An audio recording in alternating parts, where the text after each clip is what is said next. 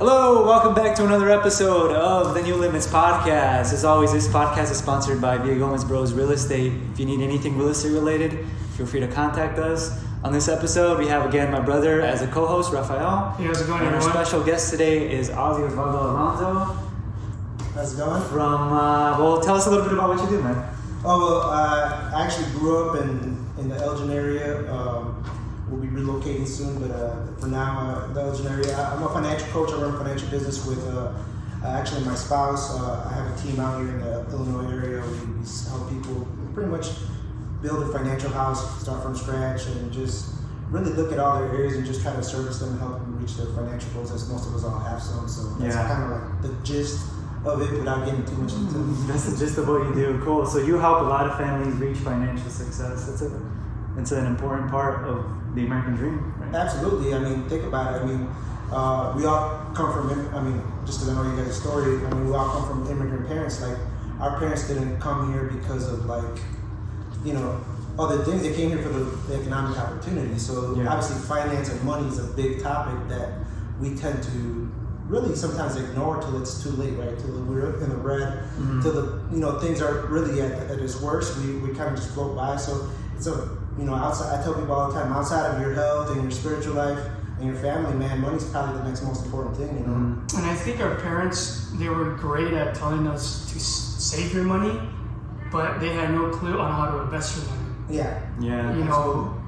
My parents, I can't think of anything that they invested. Probably their house, but that wasn't like they were. It wasn't. Right, it was kind of organic, it just happened. But it's not, they didn't know about stocks, they didn't know. And they didn't probably care to know, because a lot, for a big part of their life, they were sort of in survival mode. Yeah. Living, I'm sure, paycheck to paycheck, trying to raise, in our case, 4 kids. Yeah, they had savings, right, save for a rainy day. But just the fact that they came here from Mexico, where they had nothing, really. Our financial literacy just starts from zero. Well, yeah, and we could go different routes, man. And it's a big, passion thing of mine, because exactly what you said, our parents come here, obviously there's different levels, there's different types of immigrants, but obviously the Mexican immigrants are usually blue collar working immigrants, field work, those type of people kind of work here. I'm not saying all of them, but a large percentage of them, so they just come here to work and make money. Well, they're labor. They're labor considered labor. Yeah, for the most part, right? Yeah. Most of them are coming for labor, so they're not thinking, they're kind of used to trying to make enough for the day. You know what I'm saying? And that's trying to chase that extra dollar. No, que acá pagan a 15 o acá 16. It's a different mindset. It's a different mindset. They're not taking that money where it's kind of our job, right? To take that money, all right? We're earning money. Now let's put that money to work so we don't have to work forever. Yeah, and that's the idea, right? Like you said, it was that first generation of immigrants who were the laborers. Us being second, we're not considered a labor force anymore. Not in that sense. Where we're, obviously backbreaking. My parents worked in the agricultural fields in California. That was sunset to sunrise to sunset, brutal. From the Lasadon. That's. Yeah. It's kind of like. It's almost the word slave, right? They weren't slaves, but it's slave sort of work. But it is laborers. Yeah. We get paid for it, but it's the conditions are I wouldn't use the word slave here, but the conditions, the work. Yeah. It was tough stuff. So, but now we are at a point where we're labor force in another way. Absolutely, and the thing is, one of the things that drove me into this, and kind of what you mentioned, my background was in teaching. I was actually, I went to school. I went to high school. They told me to school. They go to school, get to college, get a degree, and everything will be fine. Yeah. And it's funny. They sold you that dream. Yeah, I think all 3 of us could resonate with that message, right? And it's fine, right? It gave me an entryway to kind of learn and realizing, but even through that path, and we could all agree, nobody ever taught us about money and finances. And at the end of the day, when you go out to the workforce and you go out there, really what most people are stressing about is probably money. You know what I'm saying? That they're not stressing about, oh my gosh, did I pick the right major? That's not their stress level. Their stress level is, I'm not making what I thought I was gonna make. Now I got a family to support, and these things are, taxes are increasing or whatever the case is. They're typically one of the main concerns, and even to now, I think it's the second cause of divorce rate outside of infidelity. It's still money. It's a money problem. So it's a topic we easily avoid talking about, but you need to talk about it, because if you don't talk about it, like, when are you ever going to succeed? It's like, I'm not want to speak about being fit, maybe Rigo can, but if I want to be like extremely fit, it has to be top of mind. I'm not just going to get fit by just coincidence. Yeah, exactly. You know what I'm saying? Like, you have to actually put it into action and do things. You have to put a lot of energy behind it. Exactly. So the same thing with like fitness or whatever other goals you have in life. Like, you have to put in a lot of effort, and whether you want to be good at sports. I mean, you have people that take their kids to camps. They're doing travel league, all these things. Like, they have to do all that to become successful at it. But that's the same thing with anything. Like, you gotta constantly chase it. And I think the money conversation is still taboo in a lot of areas. Well, it comes down to what we were talking sort of earlier before we started. Being poor, being rich, being okay is a choice, right? It's you got to make it priority. You got to make it a choice, and you got to work at it. Because if you're just like, just run the ATM, not the ATM, but the debit card everywhere, not knowing like, hey, I got bills to pay, la la la. I mean, you look at your bank account, you're in the red. Yeah. Yikes. Yeah, I mean, in school they don't teach us. You were talking about that. I mean, my first probably financial literacy class was in college, I think. Economics. Yeah. And I got introduced to the famous book, Rich Dad, Poor Dad. Which, boom, opened my eyes like, what? Financial literacy all the way to college. If I would have read that book, maybe I wouldn't even be sitting in that, in that seat in college. For sure. I look at college so different now. Yeah. Don't get me wrong, I got my bachelor's, we got our master's. Yeah. But, okay, now what, right? Yeah. Exactly. So what? The big question, like... It's a big institution. Like, it's good for certain people, like, that want to go and want to get that, like, master's and everything. But if you really just want to make a business, build a business, or make money or stuff like that, maybe college isn't the best way to do it. But a lot of times by our parents, they sell us too. Like, you need to go to college, you need to get good grades because, you need to make money so you can support us when we're older or whatever. So yeah. That's the program they receive, right? Like, it was kind of like, I think, almost in your school, they'll teach you all the knowledge. Not to get like too far track, but even with college and not to get like conspiratorial, but I think. But if we look at the way that colleges were designed, like initially they were designed because. Think about it. This, we're talking about like the 1800s or more. The Catholic Church invented the colleges. Well, because they had the books, the knowledge. Yeah. You would have to go to those places to learn that knowledge because they were the only place that had that information. Like, but it was free. It was free, but then eventually you had to pay for it. But whatever the case is, like the institutions are like, all right, you have this institution, this university that you go to that's going to give you the knowledge necessary so you can go out there and apply it. Well, and not only apply it, but share it. Share it, right? Because that's what you're doing. But now, in 2021, let's be real, like, you could get that information from somebody who's... From your phone. From your phone, from someone who's successful. And that's probably the thing that I wish people would do more, right? Like, if I want to become successful in an area, like, why do I have to... And I'm not... I'm not in college, but you have to go to do your undergrad, pay X amount of dollars, get in debt, and then try it out to see if you like it. Like that, you know what I'm saying? Like that model. And like that model is crazy to me. Yeah, dude. I mean, I gotta get myself into 10s and 20s and hundreds of get thousands. myself into a hole before I even try out if I like it. Yeah. Like to me, that doesn't make sense. Yeah. Like, why would you? It's like, I was literally just talking about this with a friend. Like, man, they should allow us to go to college when we're in our 30s. No, that's a concept though that's been coming around. They said like 25. Yeah, 25. Because at that age you're a little. You have some real life experience. Yes. Exactly. So, let's talk a little louder because you're. All right, that's fine. But we don't have. Yeah. And even in that topic, like, come on, man, let's be real. Like, an 18-year-old, like, dude, you barely know how to wipe your own butt. You know what I'm saying? You don't learn how to drive. Yeah. Dude, you just learned how to drive 2 years ago. You don't even. I know. Just legally became an adult, but yet I have to make this big time decision of what I want to do for the rest of my life. Like, that's insane, man. I see my nephew, he's 16 now, but like 2 years from now, he has to make that decision. Like, he's still playing video games. Yeah. I mean, I'm not going video games. I know all people are getting ready. But I'm just saying, like, It's too early, man. Your mind is not set. And they say that your prefrontal cortex, whatever, however you say that, it's not fully developed until you hit 24 or 25. So so you're not even able to see like the decisions that you. So with that, right, like the prefrontal cortex allows us to be like, man, this decision is going to cause me to do this. Yeah. Like, it's going to change this 5-10 years down the road, and that's really what you're not able to do at that age. And it's not. It's just like you're just not in a position, right? Because countless people. Like, I mean, we're all career changers and everything, but it's just. I think it's a archaic system that eventually is changing. I don't think it holds the same value that it does.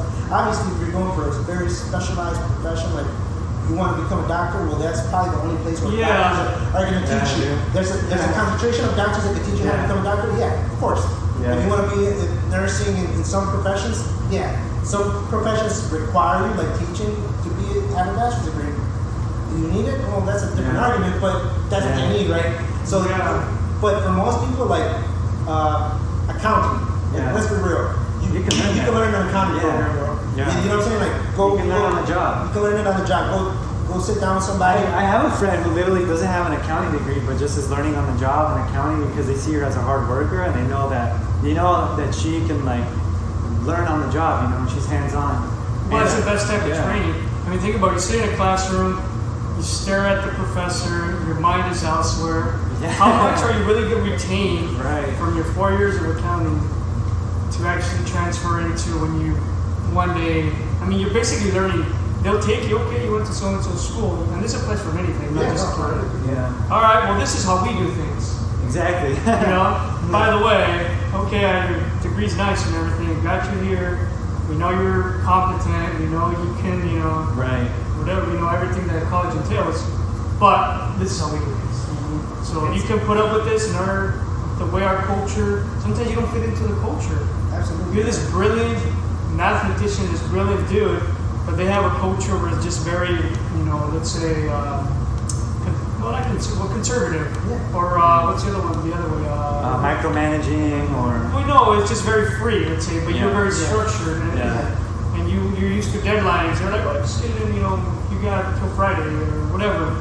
And you're like, oh, I can't work like this. I need, structure, and it is. Guess what? It's not the place for you. Exactly. In a way, you kind of remind me of like real estate or insurance in a way. Like we study so much for like this big test, and then the job actually in itself. Like how many? I can't remember when was the first time I ever told somebody how many feet are in a square foot and how important that is to buy a house. Like, you know what I mean? The job is a sales job, and it takes people skills. And that's actually what triggered when you guys are speaking. That's what triggered my thinking. Is like, look, you go to these institutions and they value like you passing these tests, doing the mundane listen. Just really what you do is you get a grade based on if you listen to the professor. Let's be real. Like, hey, I told you to do this. Did you do it? Did you do it like I told you to do it? If you do it like I told you to do it, you get an A, B, C. That's really what the measurement stick is. There's no hey, there's this criteria, right? So that's the measurement stick. But the reality, the truth, and going back to your point, is that all that stuff is really not that valuable because in the marketplace, like I'll take somebody who knows how to do tasks. But if you give me somebody who has great people skills, it takes initiative, and is like highly motivated, takes an action. That person to me is much more valuable in the market. I'll hire that guy over this guy anytime. Because guess what? This guy is willing to put himself out there, learning. This guy might be way smarter. He might have a degree, but as somebody who wants business, like I want the guy that's a go-getter, that's willing to learn. He could come from working third shift at the, you know what I'm saying, like at a security guard. I don't care. Like, man, if you're hungry and you want it, like I'll take that guy all the time. And the guy who's polished, but that doesn't have the other skill that I'm looking for, because that's a valuable asset. At the end of the day, that's the biggest commodity, is the people skills and the ability to connect and do those things. And that's not valued in college. That's not valued in the traditional education system. Well, you don't get that skill in college. I read a book on emotional intelligence. You remember the name of the book? Emotional intelligence. Okay. Yeah. I was reading it this morning actually. Is it Daniel Goldman or something? It's a white cover, but it was talking about how in the corporate world, the higher you go up the leadership ladder, the lower the emotional IQ scores are. You would think it'd be the opposite. The people with the highest emotional IQ scores are the middle managers. Why? Because they're dealing with people all the time. Okay? It's a skill that either you are born with or you can also get it. Like you can develop it. How to be socially aware of other people's actions, feelings. They're saying out of all the personality skills, emotional IQ is probably at the top of the ladder on these. Why? Because if you have that down on the people skill, checkbox, you pretty much have all the other ones. Yeah. But it takes time, it takes effort. You have to want to work on yourself. You have to be with other people. I mean, our society now is, I'm just going to text them. We've lost a lot because of this. You cannot read, you send a text. The convenience. To you, it sounds good. Hey, by the way, I can't go to your birthday party. And someone can The other person reads it. Yeah. You don't see them crying when they see that. You don't see them, punch the floor. And you think it's all good and gravy. Yeah. This don't get me wrong, there's huge benefits. But at the same time, a lot of our society has lost a lot of this, right? The connection, yeah. The human, we're social beings by nature. Absolutely. 100%. But when you can set a text to, and it's articulating good news, or even worse, bad news, to me is a superpower. Those people that can really articulate and say things in a way that they're not going to, we have feelings, right? You can say it the best way and people are still going to just take it another way. Yeah. But there are people, when we know them, that can say the worst news in the world, and I'm talking about politicians, right? Because that's a whole different... That's a different... But Yeah. like people like... Yeah, just normal people, Usually you see them, they're usually, some priests are pretty good at it. Just normal people. Your grandma usually is good at it. It's people, I feel like as you get older, you build that trait, there are younger people that can say really bad news and articulate really well. Those are the people that really are shakers and movers. Yeah. That people trust, that, can do many things. And you can work at it. It's like just being able to soft toss something that might be difficult to handle. You know what I'm saying? Like, that's an incredible skill to have, man. You know what I'm saying? Like, Yeah. It really is, and this is my prediction, and I could be completely wrong, but I think in the next 20, 30 years, the biggest, highest paid people are going to be people that have those skills because we're moving so far away from it. You know what I'm saying? Like, there's a reason why technically we're all some form of sales. I mean, even if you're doing, sales itself is still the highest paid profession for a reason. Because you're able to handle those things. Yeah. And you tend to, because you also have a high income potential that's separate. But the biggest thing is, all the things we talked about, they know how to handle those things. They know how to tell somebody else, hey man, you weren't able to qualify for a house, but let's get moving on next thing. But exactly. in 6 months, we got you. We got you. You know what I'm saying? Hey, things didn't work out in favor. You know what I'm saying? Like being able to handle that and being able to flip that, but do it in a great way. And there's a saying, and obviously we're in sales. People will never, will always. How does it go? People will sort of never remember what you told them, but they'll always remember how you made them feel. Yeah. Absolutely. And I think that's huge. When you have a deal that just for whatever reason, it just didn't work out. Yeah. You lost money in an investment. They're gonna, but if you say man, you find a way to make them feel good about it, and not in a way that's just either like Mickey Mouse either, in a good genuine way. Absolutely. We're like, hey man, we couldn't sell this house or this happened, but let's work. We'll find a way out of this, right? And we're gonna be there for you. Yeah. Communication is, I read a study that communication, 90 or I want to say 92% of our communication isn't even words. It's our body language, it's nonverbal communication. So yeah, we I mean, as salespeople, we do have a high limit to be able to achieve and make a lot of money, but we do have to work on ourselves. And the other point I wanted to bring up with while we were talking is you can't lead somebody if you can't lead yourself first too, right? So what can I work on to be able to lead somebody, to be able to deliver that bad news and make them feel great about it? or what can I work on myself to be able to like motivate myself first and motivate other people. So that's another skill in itself that I wanted to ask you, like what have you worked on to be able, like we were talking about skills, right? So what skills would you attribute to be able to be successful in your field? Because I see you're very successful. You're moving to Texas. You're doing you're shaking and moving, and that's awesome, man. And I'm happy for you. So I'm just curious, like what skills have you done? Man, is everything part of the checkbox, man? You work on everything, man. And I'm being fully transparent, exactly what you talked about. Just being able to work on yourself. It's a lifelong mission. First of all, like it's not like a finished project. It's like it's like owning a home, right? Like you're always fixing something. There's always something to be fixed because something breaks down. Eventually things get older. You're approaching things differently that helped you maybe in the past, but they're no longer serving you, right? Like, even like I've had to work on my parenting skills. I've had to work on my relationship with my wife. I mean, we've done like marriage counseling, all those things, which consequently is also helping me in business because guess what? If I know how to handle those different conversations, I'm having another conversation when it comes to money, finance, and then the area that I deal with also helps me. And it started with really, and I'm gonna be, hopefully none of my professors are watching, but I'm gonna be honest with you, bro. I never read a book prior to graduating college. I never read a book from start to finish. I'm gonna be honest with you.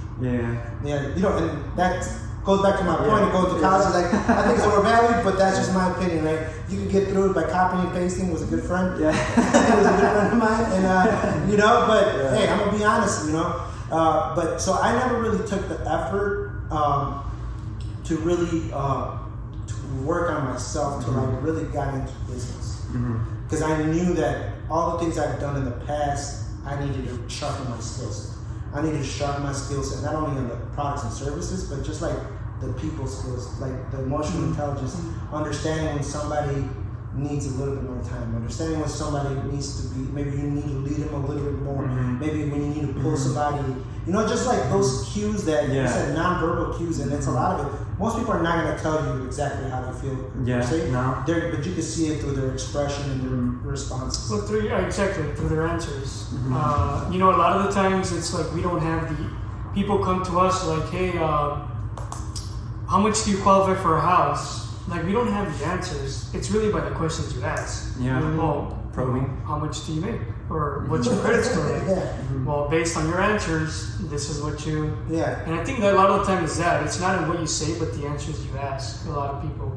The questions you ask? Right. Yeah. Like we're an instrument to their answers, right? Like we'll get them there, but we don't have the answers. Yeah, on certain things, technical stuff, right? We have the answers, like you. You have the answer on technical stuff with financial stuff, but when it's a question that's really about them, I mean, they know the answer. We just got to poke it out of them. Yeah, and you have to lead them. And I think that's another big skill, like leadership. Like a lot of times in real estate, like I've noticed that some people are considering, like thinking about buying a house, but they want you to motivate them too sometimes. Like they want to get motivated. They want to feel like, hey, how's the market? And like right now, maybe the market is a little tough on buyers, but you need to like motivate them. You need to give them that like, well, we become like a team, man. Yeah, like you said, we become, and same thing to you, we become, a cheerleader, a therapist, a counselor, marriage. We've been in some situations, and I'm sure you too. You walk into these homes, and you don't know what you're going to run into. You don't know what you're going to hear. You don't know what you're going to see. Sometimes you'd rather not see stuff or hear stuff. We're like, ooh, you probably shouldn't have told me that. But we have to obviously, we take it all in, right? Yeah. I've been on some sides of real estate deals where like, okay, does your wife know this? No, what's happening? I'm like, well, I won't go past her. There's that bond of just, it stays here. Or vice versa. The wife will tell us something, the kid will tell us something. We're like, oh, wow, yeah. But no family is perfect, right? No financial situation is perfect. No, and that's why I consider myself a coach because it's like a coach. Like, I'm a big fan of sports, because I think sports applies to everything, right? Like, obviously Michael Jordan, the greatest basketball player of all time. He still had coaches. Like he had coaches that led him in a certain way, like whether it was Tim Grover was a strength and conditioning coach, or whether it was Phil Jackson, right? They were not there taking shots for him. He would still have to go out and do it. Yeah. You know what I'm saying? Like and that's why he's the greatest of all time. But he seeked out coaches. But if those coaches weren't in place, you could argue that he probably wouldn't have the level of success he had, right? Well, the same thing with you, right? Somebody buying a home. You're the coach that's going to help them get there. I'm the coach that's going to help you reach your goals. See, I'm not going to do it for you. Yeah. But I'm going to put you in a position that, hey, if you're willing to be coachable, and I got the tools and knowledge that I can help you reach your goals because this is my area of expertise. You know, and that's kind of like what it is, right? Just being able to help people reach there. So, and I think in all shapes and forms, like we're all some form of that. We're all some form of coaches, which is a form of leadership, as you mentioned, right? Like you have to lead people in certain directions, and just like like Phil Jackson, one of the reasons he was one of the best coaches, he knew how to approach certain people. His emotional intelligence. Yeah. He had the biggest personalities. You know, he had Robin, who was this crazy extrovert. You know what I'm saying? This guy was getting married to himself or whatever it was. Yeah. But he was also like childlike. Have you seen his documentary? Yeah, like he was crazy, right? But he knew how to handle him, right? Like normally they wouldn't do that. I think they would let him fly to Vegas. They gave him a lot of slack. They let him fly to Vegas before like a finals. Like normally that's crazy. Like you think about it, like you're gonna let one of your star players go party in Vegas on a day off. Come back hungover. Come back so you can play in game 6 or whatever game it was. And that's crazy. But see, it takes a different level of innovator, people to think differently, know how to handle those people. But that's why he's one of the greatest of all time. That's next level. Obviously, you had Kobe and Shaq.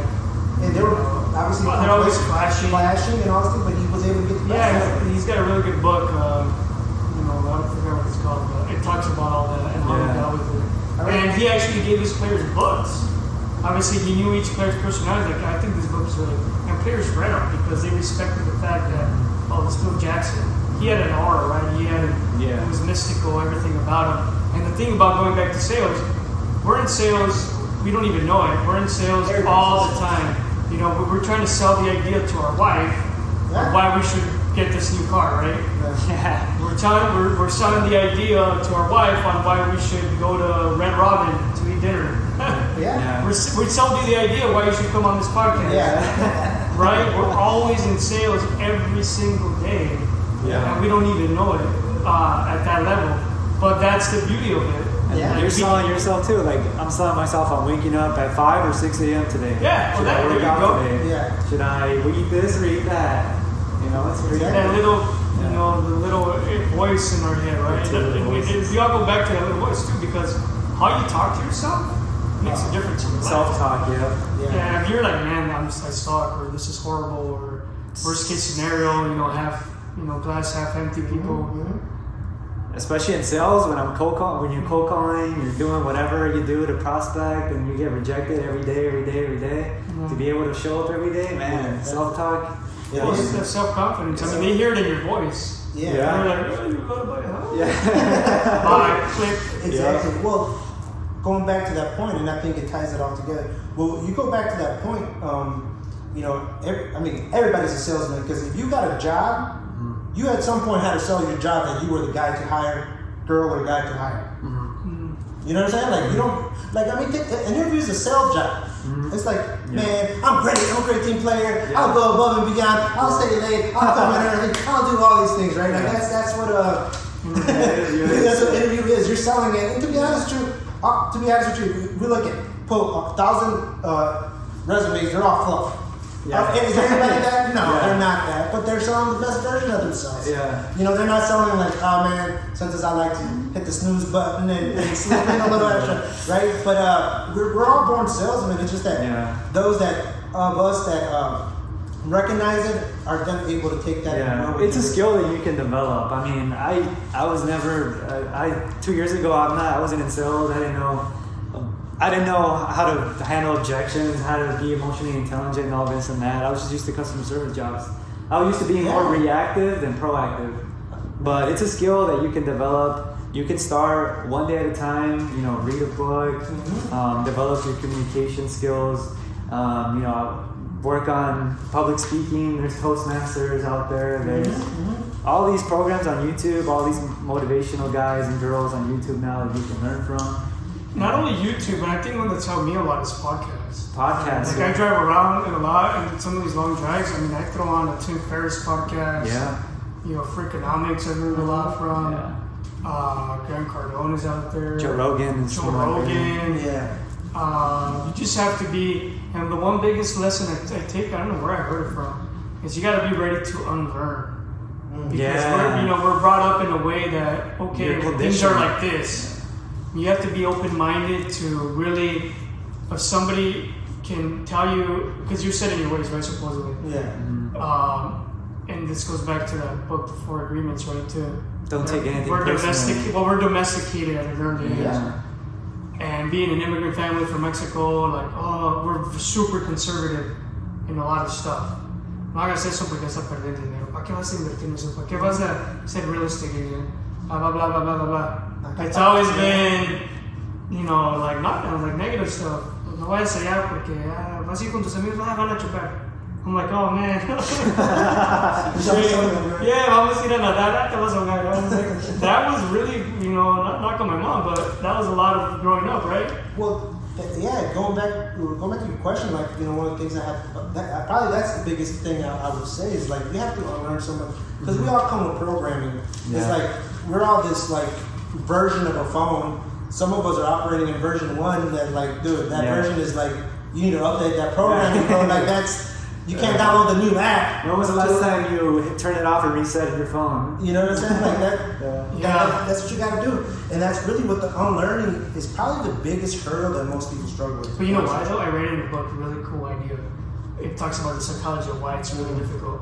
Because we're social beings, right? We're part of tribes, they call them. Yeah. So if you're, like, no longer, for example, going to, let's say you learn something new, like, man, I've been doing this wrong the whole time. And it takes a lot for somebody to show you how the way you've been thinking is really probably not the wrong way, but not the best way. Mm-hmm. But if you sort of change your views, you're now leaving that tribe of people that think the same like you. And there's a certain anxiety, or there's a certain social being, like, I'm gonna leave this to go to something I don't know. Yeah. So you're like, it's really hard for you to leave that. But it's really hard, you got an ego, we all have an ego, like, this is the way I've done it, it's worked for me. And sometimes you can do it 10 times better. 10 times faster. And 10 times faster. That's, I think, faster. I know with my dad, for example, like, my dad always wants to do everything, like your dad in the house, right? No, yo lo arreglo. When, Dad? Or what's your time effort going to be? And I get it, they're the different generation. But to me, it's like, I'll just pay somebody to mow my lawn, That'll free me up to do something more that's going to generate more. Cleaning is a big one, right? ¿Cómo que vas a mandar a limpiar tu casa? Like, Mom, this is going to... I'm not saying the everyday stuff, right? I'm talking about deep cleaning here, right? Yeah. What's another one? Like a mechanic stuff. Like, change your oil. By the time you do it, you're going to... There's people that get just satisfaction out of that. Yeah. No knock on that. Keep doing it. Please do it. But if that's not my thing, I'm probably going to mess it up, right? That's not what draws my interest, like changing oil. No, and I would say, funny you say that, because I was having this conversation with some of my team that I worked with, and I was telling the same thing. It's like, man, see, the people who are wealthy and they live in the level usually above us, like, you know what I'm saying? Because I'm saying I'm not there yet, but they think of money differently, right? Like, I'm willing to invest $50 a week for somebody to cut my grass so I can save 2 hours a week. You see what I'm saying? I save 2 hours a week. That's, man, if I do the math, that's 8 hours in a month. Man, I could go out, show houses, make some calls, go prospect. It cost me $200 to pay that guy for the month. Yeah. But if I go out and make $5,000, it really, that's you know what I'm saying? Like that cutting the grass actually costs you $5,000 if when you don't know your hours and you know how much you're worth an hour. Yeah, because at the end of the day, the biggest asset we have is time. Yeah. But we tend to think that it's money. No, you could go out and make more money if you apply the right principles. Yeah. But you can't go get more time. I could get more time if I use money to hire somebody else. Yeah. And that's You see what I'm saying? Like, Yeah. and that's what I'm doing by getting somebody to cut the grass, doing all these things, you know? Like, and I'm with you, man. I feel like, man, if you could leverage that so you could make more money on the other side, you should do it every time. Yeah. Like, most people think of it, like you said, I don't know anything about cars.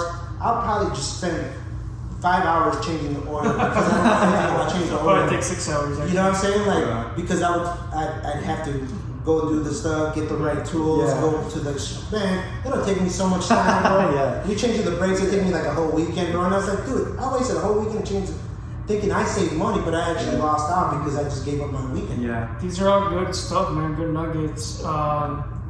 So going back to everything we've learned, obviously I'm 40 now. You're getting there. 44, yeah. But it's a lot younger. So we've sort of evolved right over the years. We've gotten to a certain point where, we're considered young actually. In the eyes of a lot of entrepreneurs and the Gary V's of the world. Yeah. You got his thing started at late 30s too. Yeah. He always says like people who are 20, 18, and they're like, oh man, I'm never gonna make it. Like you don't even know how young you are, right? We're living older now. So all these years, if you could go back, from the nuggets you have now, right? The wisdom, the things you've learned, to back to when you were, say, 18, coming out of college, or even in high school, younger version of yourself, let's say. Mm-hmm. Doesn't have to be that age. What is usually one thing or two things that you would give to that younger version of yourself that would help you, in your life? Not career, I would say life, because I think life is more. I would definitely, would have been more coachable when I was younger. I think I was like, I thought I knew everything, like I think most young people know. And I definitely would have surrounded myself with people that made me more uncomfortable. Like one of my mentors says, like, man, you want to have the cheapest house on the block. Like that's the type of mindset you want to have because you're always surrounding yourself with people that are doing better and bigger than you. And I, had I known that then, obviously I would have been further ahead because, like going back to the tribe mentality, like, I think a lot of people get stuck. Well, you were in that tread. Yeah, you were afraid to leave it. You were afraid to leave it, so you're definitely, in that tribe, even though they're your family, your boys, your friends, your relationship, like, it seems so comfortable, but sometimes you don't even realize they're hindering you. Yeah. Because, if let me just, like, if I put, like, man, I put a potential for you to make $10 million, but you settle for $50,000, like, you know what I'm saying? Like, they're actually hurting you because you're not making what that value that I put in, and at the same time, a lot of it's like it can help you and serve you. Obviously, if you're like, you see this all the time with like drug addicts, right? They surround themselves around their own tribe that's drug addicts, right? Obviously, it's not that extreme, but in a way it is.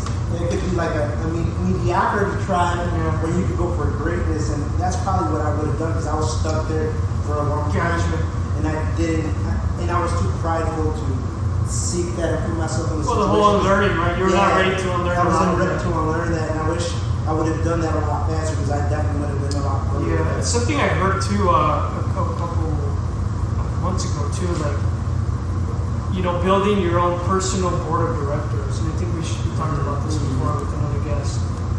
Like a lot of people, for example, don't have a father figure, or go find one, right? Who are the great men that have done great things in this world? Read up on them.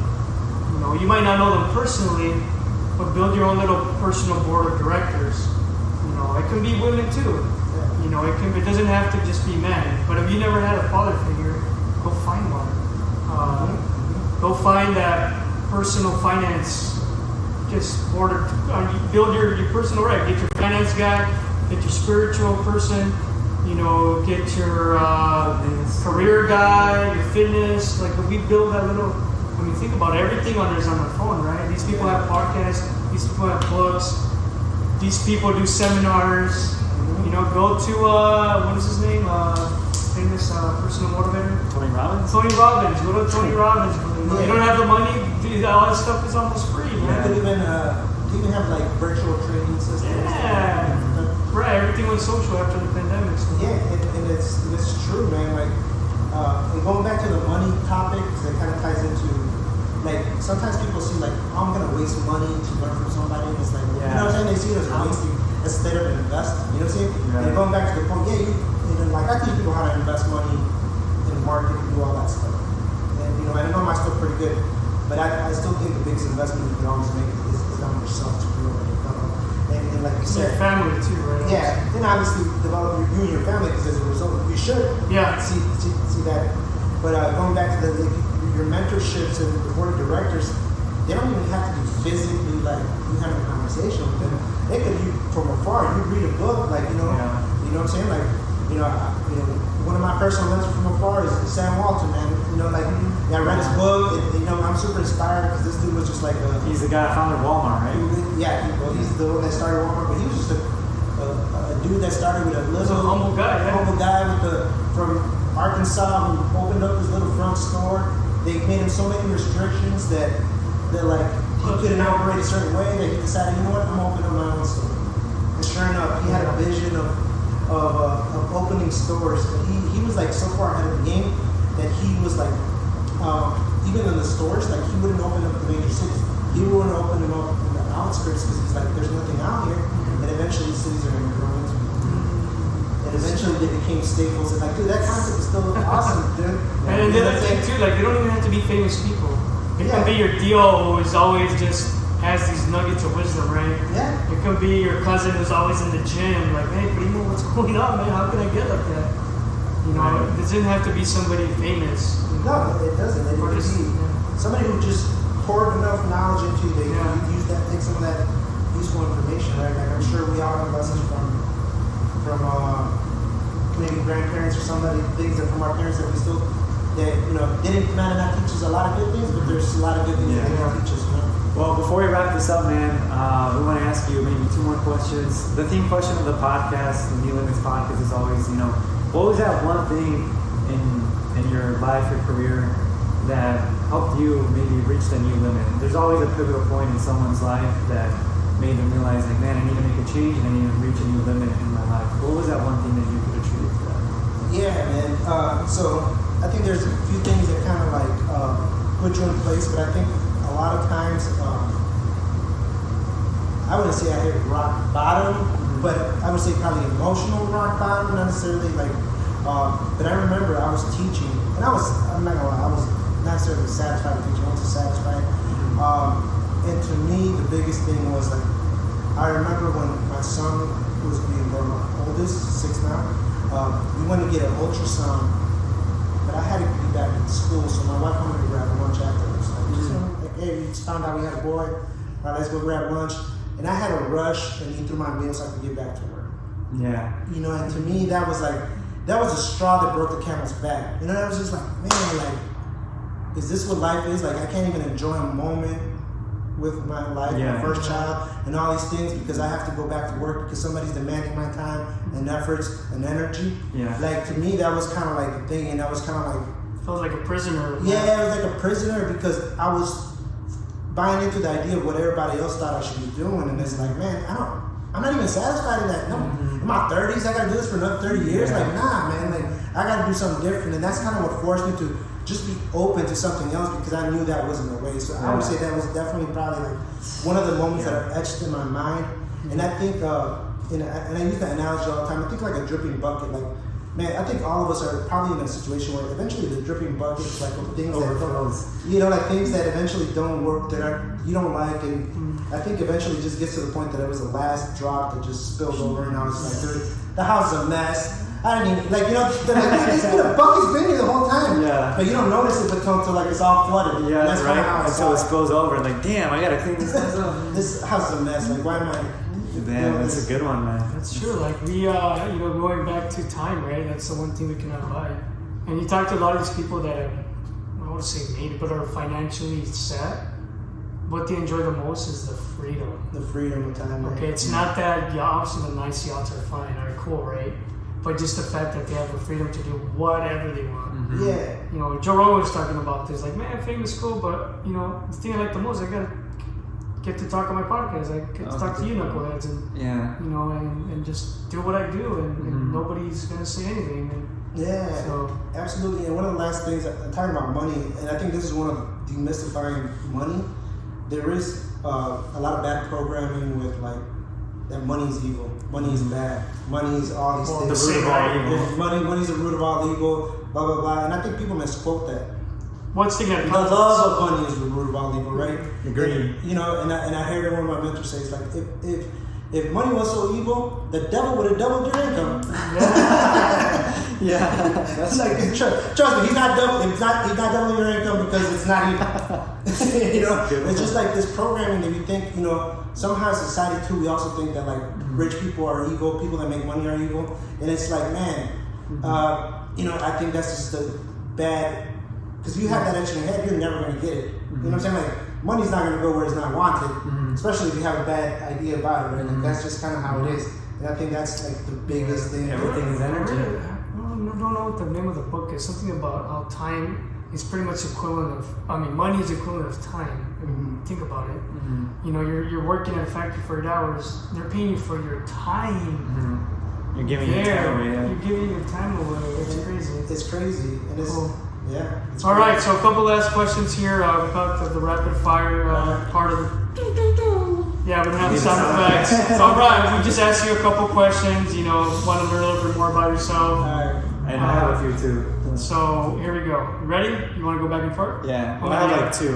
Okay, that's fine. Yeah. After that, I'll bring it up. So obviously we love food, right? And We love tacos. Tacos are good, man. Okay, so tacos asada or pastor? Asada. Asada. McDonald's or Burger King? No, make it easy, man. Make it easy. Corona or Modelo? Corona. Corona. Let's see. Coke or Pepsi? Coke. Mexican Coke. Michoacana or Dairy Queen?